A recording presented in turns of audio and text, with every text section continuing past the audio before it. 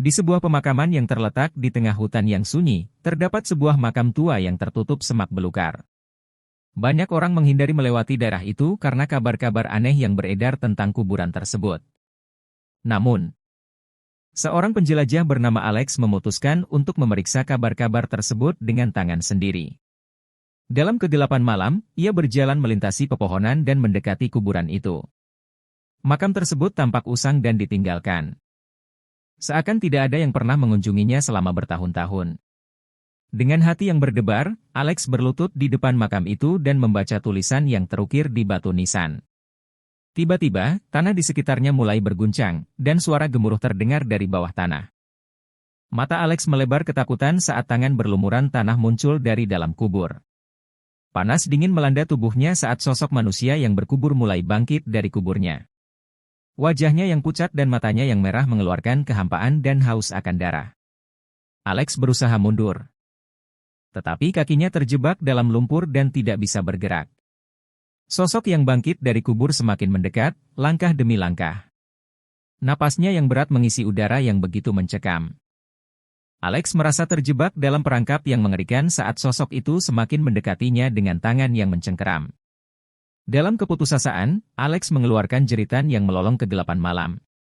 Namun, suaranya seolah tenggelam dalam ketakutan yang begitu besar.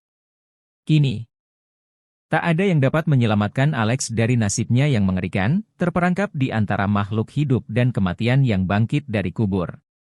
Alex merasa adrenalinnya meningkat saat ia menggunakan tangannya untuk membersihkan semak belukar yang menutupi makam tersebut.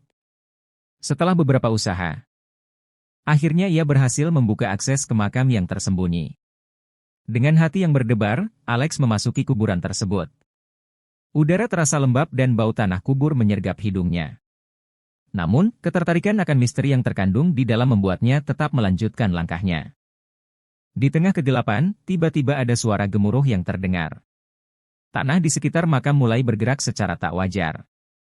Hati Alex berdegup kencang saat ia menyaksikan sesosok tubuh berusaha bangkit dari dalam kubur. Dengan mata yang terbelalak, Alex menyadari bahwa ia telah mengganggu makam seseorang yang terlanjur mati. Tubuh itu melompat keluar dari kubur dengan gerakan yang kaku dan menyeramkan, sementara suara ngeri menghantui malam yang sepi. Ketakutan melilit jiwanya. Namun Alex tidak bisa berbuat apa-apa selain berdiri kaku dengan nafas terengah-engah. Semakin dekat tubuh itu mendekat, semakin jelas terlihat wajah yang pucat dan mata yang memancarkan aura kegelapan. Dalam sekali kedip, tubuh itu tiba-tiba berhenti di depan Alex. Seakan-akan sedang memeriksanya.